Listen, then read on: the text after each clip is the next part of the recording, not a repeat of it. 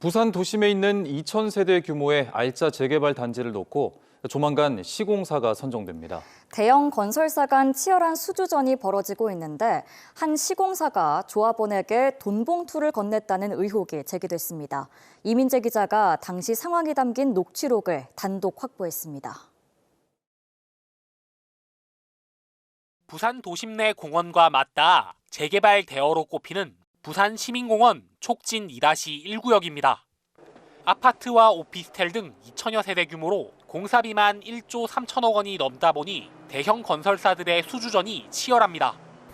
촉진 2-1구역의 재개발 시공사 선정을 위한 조합원 정기총회가 오는 27일로 예정되어 있습니다. 이 구역의 재개발 시공사 선정이 코앞으로 다가오면서 시공사 간의 경쟁도 과열 양상을 띠고 있습니다. 최근 한 시공사가 조합원에게 현금 1,000만 원이 든 돈 봉투를 건넸다는 녹취록까지 등장했습니다. 요거 소장인데 그냥 내 손으로 가지고 쓸게요.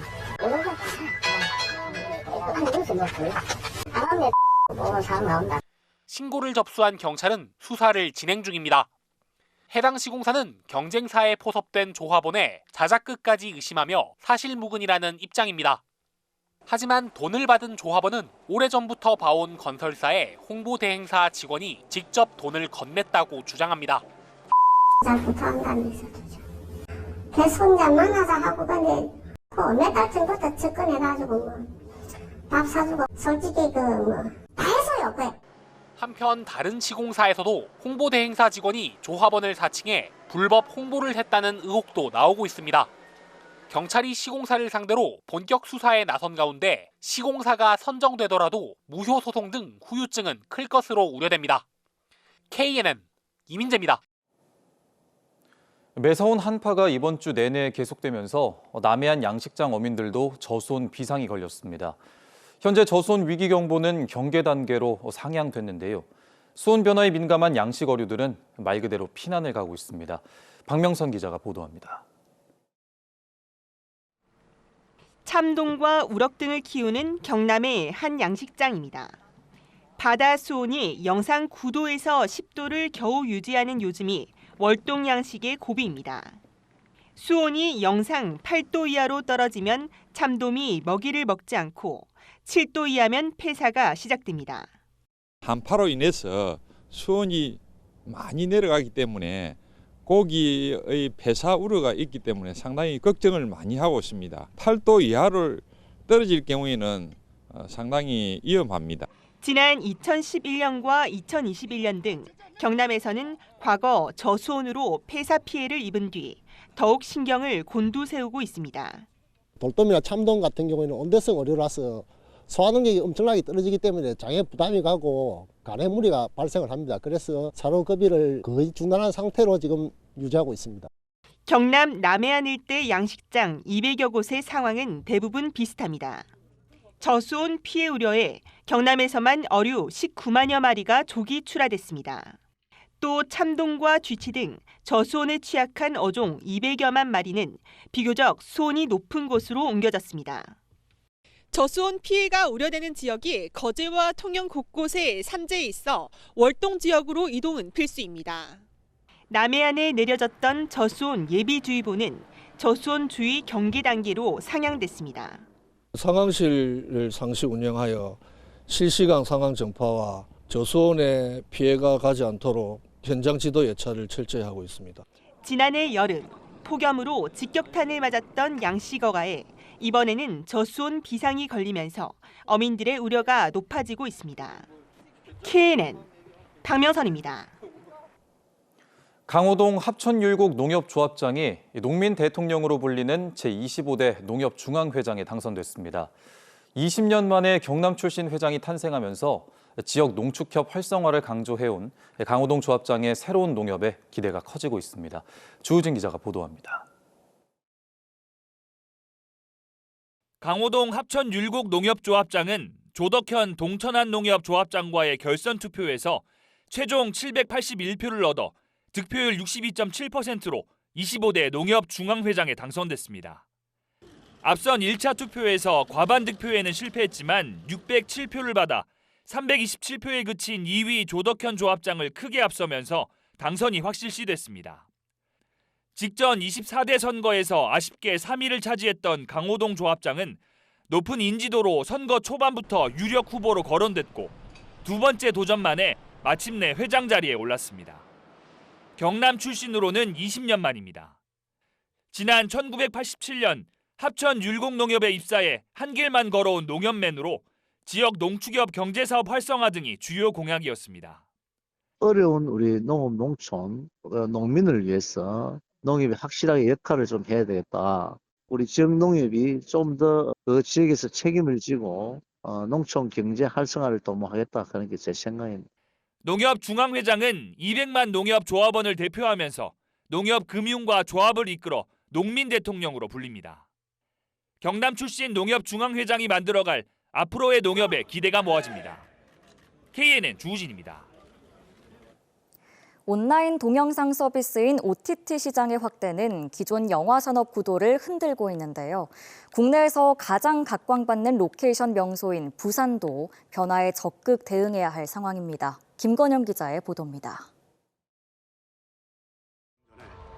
누적 관객 수 1,200만을 넘은 흥행자 서울의 봄. 알고 보면 부산의 봄이기도 합니다. 주요 실내 촬영 무대 다수가 부산입니다. 부산 영화 촬영 스튜디오를 비롯한 7곳에서 전체 촬영 회차의 4분의 1을 찍었습니다. 로케이션 명소 부산은 코로나19 팬데믹 이후 오히려 촬영이 크게 늘었습니다. 하지만 촬영팀이 지역에 머물며 쓴 지출엔 큰 변화가 없었습니다. 과거엔 100억 원을 넘기도 했지만 최근엔 60억에서 80억 원대 정도입니다. 유치 실적보다 실속은 떨어진 겁니다. 국내외 로케이션 경쟁이 치열해지면서 단기 촬영이 늘어난 탓으로 분석됩니다. 또 하나 변수는 OTT 성장입니다. 부산에서도 온라인 동영상 서비스 OTT 촬영이 크게 늘고 있습니다. 불과 3년여 만에 10배가량 증가할 정도인데요. 영상산업의 지각 변동이 로케이션 유치에도 그대로 나타나고 있는 겁니다. 부산 영상미는 OTT 프로젝트 기획 단계부터 참여하는 방법을 모색합니다. 단순 촬영지가 아닌 지역 소재를 녹여내야 부가 효과도 크다는 판단입니다. 기획부터 이제 참가할 수 있는 그런 방법을 통해서 스토리텔링과 결부된 그런 촬영 유치 전략을 좀 구사하도록 저희가 올해 한 중요한 사업 방향으로 좀. 해외 작품 유치에도 박차를 가합니다. VR 스캔을 통한 3차원 로케이션 데이터베이스 구축에도 들어갔습니다. 해외 로케이션 스카우터들이 손쉬우면서도 정확히 헌팅을 하도록 돕는 겁니다. 기본적인 사진 중심의 이제 이미지 DB로 로케이션을 준비하는 것이 아니라 이제 VR DB를 통해 가지고 그 촬영을 할 때 이제 사전 헌팅부터 해서.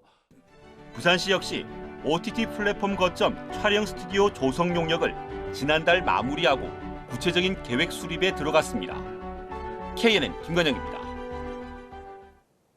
부산을 글로벌 허브 도시로 만들기 위한 특별법이 오늘 발의됐습니다.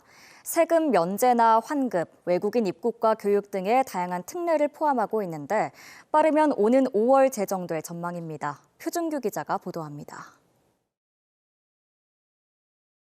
부산 글로벌 허브 도시 특별법은 부산을 싱가포르, 상하이 같은 국제 자유도시로 만드는 게 목표입니다. 이를 위해 물류와 금융, 디지털 첨단 산업이라는 세 축을 중심으로 각종 특례와 지원 제도를 묶고 있습니다. 국제 물류 특구는 관세를 면제하거나 환급하고 부가가치세도 없애며 국제 금융 특구는 허가와 규제를 풀고 재정적 지원도 할 수 있습니다. 디지털 첨단 산업은 첨단 과학기술단지와 투자진흥지구를 조성하고 개발과 유치라는 두 마리 토끼를 노립니다. 2월 임시국회에서 특별법 상정을 통해 구체적인 방안들이 마련될 수 있기를 바랍니다. 아울러 부산 글로벌 허브 도시 특별법은 국가 균형 발전은 물론 대한민국이 세계 중심 국가로 나아가는 데 초석을 마련할 수 있을 것으로 확신합니다. 부산시가 기본 틀을 짜고 지역 정치권과 전문가들이 머리를 맞댄 결과라 꼭 필요한 요소는 대부분 담고 있습니다. 특히 부산에 들어오는 외국 투자 기관에 대해서는 노동자의 비자부터 근무 형태, 고용, 나아가 주택 특별 공급에 외국인 학교, 영어 생활 환경까지 파격적인 혜택을 내걸고 있습니다. 영어하기 편한 도시 사업이나 관광, 문화정책 등 기존 부산시정과도 연계돼 빠른 진척이 기대됩니다. 이제 글로벌 허브 도시 부산을 위한 제도적 기반 마련의 이 근거가 될 이 특별법 통과를 위해서 저희가 최선을 다할 것입니다. 부산 글로벌 허브도시 특별법은 다음 달 국회에 상정되는 대로 본격적인 논의가 시작돼 빠르면 5월 안에 통과를 목표로 하고 있습니다. KLN 표중입니다. 3년마다 한 번씩 부산 경제계 수장을 뽑는 부산상위 회장 선거가 현 회장과 경쟁 후보 간 2파전으로 치러진다는 소식 전해드렸는데요. 벌써부터 내부 분열이 나타나면서 그 어느 때보다 경제인들 사이 갈등이 커지고 있습니다. 이 소식은 윤혜림 기자가 취재했습니다. 부산상공회의소 초선 상공위원들이 현 장인하 회장의 연임을 지지하고 나섰습니다. 초선 의원 35명 가운데 30명이 의견을 모았다며 지지 성명을 발표했습니다. 지난 3년간 부산상공회의소 회장으로서 대가 없이 지역 경제를 잘 이끌어온 장인하 회장이 차기 회장을 적임자라고 밝히고 적극적인 지지를 표명합니다. 오는 3월 치러질 차기 부산 상위회장 선거가 지역 경제계 분열을 초래하는 경선이 아니라 화합을 위해 반드시 추대로 결정되어야 한다는 것입니다. 3년 전 상위회장 선거가 27년 만에 경선으로 치러지면서 후유증이 컸다는 이유입니다. 만약에 또 저번처럼 똑같은 선거가 치러지고 하게 되면 지금보다 더 심각한 아마 갈라서기가 될 것 같습니다. 그래서 그런 걸 원치 않는다, 전체적으로. 현 장인하 회장이 연임을 공식 선언했지만 양재생 은사네온 항공회장이 도전에 나서면서 이번 부산상위회장 선거는 처음으로 2번 연속 경선으로 치러지게 됐습니다.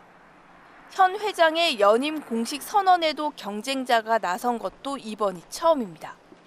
부산상위회장 선거는 상공위원 120명이 직접 선출하는데 지지표 확보를 위해 회비 대납도 공공연하게 일어나고 있는 만큼 잡음 또한 끊이지 않았습니다. 지역 상공계 편가르기가 시작된 것 아니냐는 우려 속에 상위회장 선거가 시작부터 과열되고 있습니다. KNN 윤혜림입니다. 부울경을 포함한 4대 지방도시권에 수도권의 GTX와 맞먹는 광역 급행철도망이 만들어집니다. 윤석열 대통령은 오늘 열린 민생토론회에서 수도권 광역 급행철도 개통 계획과 함께 GTX와 같이 최고 시속 180km급의 급행철도를 부울경을 포함한 지방도시에도 건설하겠다고 밝혔습니다. 부산시는 이번 계획이 기존의 BUTX와 맥을 같이 하는 만큼 경남 울산과 협의해 가덕신공항을 동남권 전체로 잇는 광역 급행철도망을 건설하겠다며 환영의 뜻을 밝혔습니다. 부산지검 동부지청이 오늘 오전 양산시청과 울산시청을 압수수색했습니다. 검찰은 국가산업단지 관련 부서에 대해 비위 등을 수사하기 위해 압수수색을 벌인 것으로 알려졌습니다.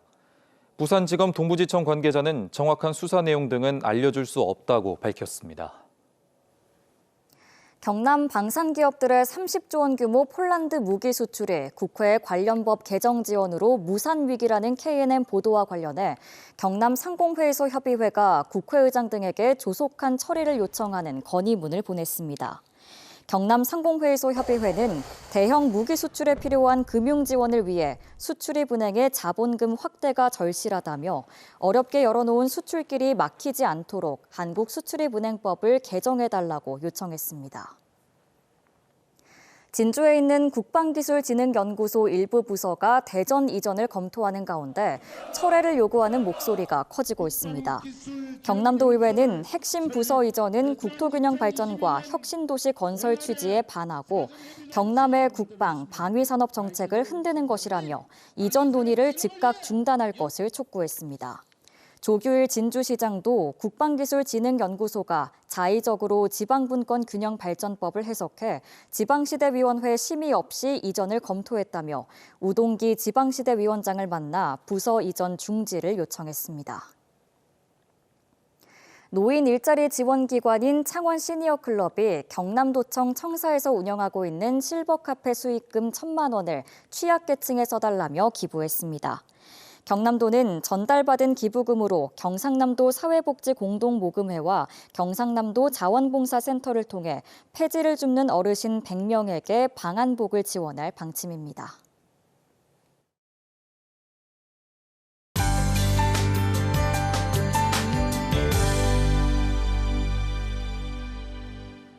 연일 강한 힘을 자랑했던 강추위도 내일부터는 점차 물러나겠습니다. 내일 부산의 아침 기온 영하 2도로 출발하면서 오늘보다 높겠고요. 한낮 기온도 9도로 비교적 온화하겠습니다. 한편 부산과 경남 동쪽을 중심으로는 건조주의보가 발효됐습니다. 당분간 뚜렷한 비 예보도 없어서 건조함은 계속되니까요. 화재 사고 예방에 신경 써 주셔야겠습니다. 내일은 전국이 대체로 맑겠지만 제주와 광주는 흐리겠습니다. 또 동해안을 따라서는 건조주의보가 이어지겠습니다. 내일 아침 기온은 오늘보다 3도에서 6도 정도 높겠습니다. 오늘 영하 10도선 안팎까지 떨어졌던 내륙은 영하 6도 안팎 보이겠습니다. 한낮 기온 역시 오늘보다 다소 높겠는데요. 낮 최고 창원은 7도, 밀양과 거제는 8도가 예상됩니다. 부산과 양산도 낮 최고 9도, 김해는 8도로 낮부터는 추위가 풀리겠습니다. 바다의 물결은 풍랑주의보가 발효된 가운데 매우 높게 일겠습니다. 또 당분간은 너울성 파도에도 각별히 유의해 주셔야겠습니다. 당분간은 맑고 쾌청한 하늘이 드러나겠고요. 한파 수준의 추위도 없을 것으로 예상됩니다. 내셨습니다.